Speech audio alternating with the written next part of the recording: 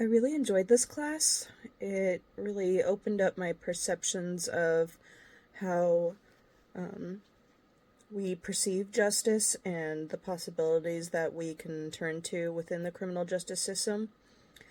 Um, I take most of my classes online, so I do a lot of discussions, but I think this is the first one where we had to do strictly video postings.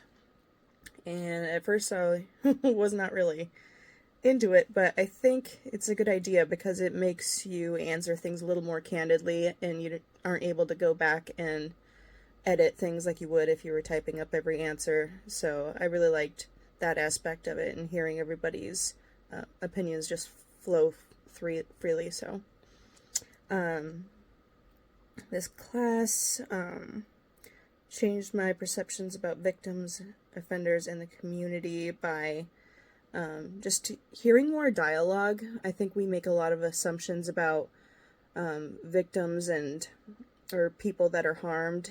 That was a big part, is thinking of them as people that were harmed and not victims, because they move on from incidences that happen against them. They're resilient, and it's not the only thing that's happened to them in their lives, so labeling them as a victim is a little off-putting sometimes.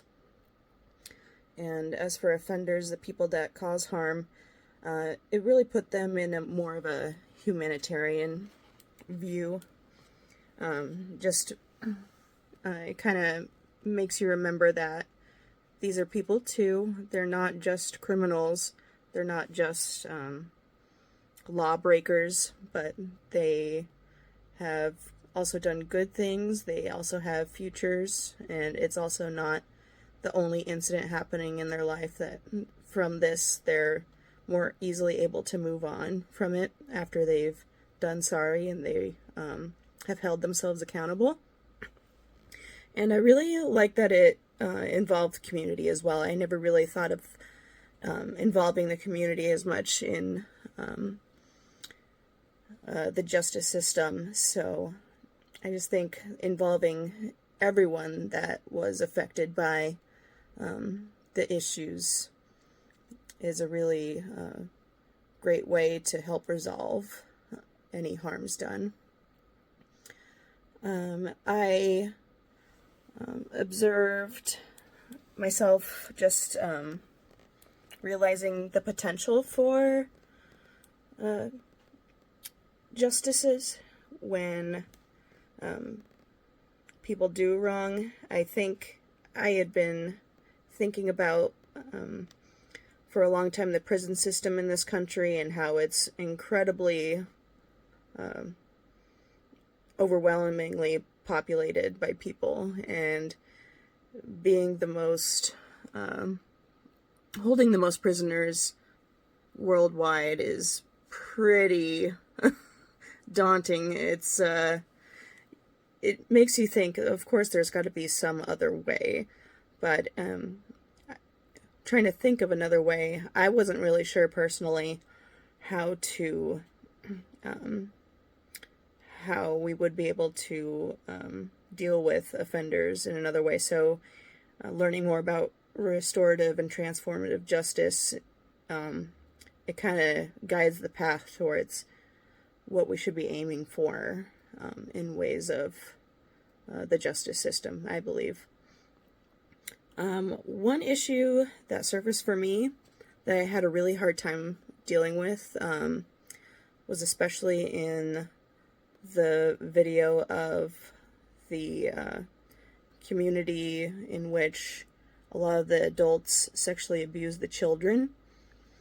And it was amazing to see that they were able to want to change, and they took accountability for it, which I think is amazing. They were willing to do the hard work, and they consistently went to counseling and followed the rules set out for them. But it's also hard for me to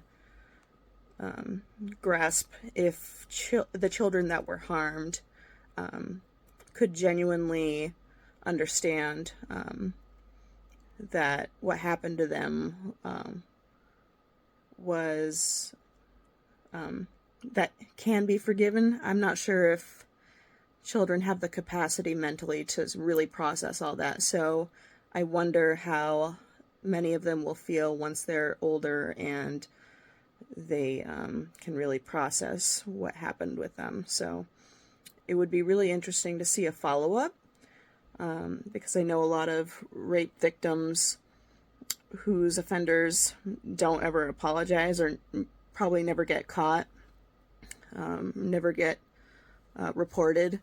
I think those victims a lot of the times won't have the same sort of response and forgiveness. So I wonder if this really could be a way to deal with more sexual assault offenders, which I think would be great. I really don't, I've never heard many stories about sexual assault offenders taking accountability and regretting what they did.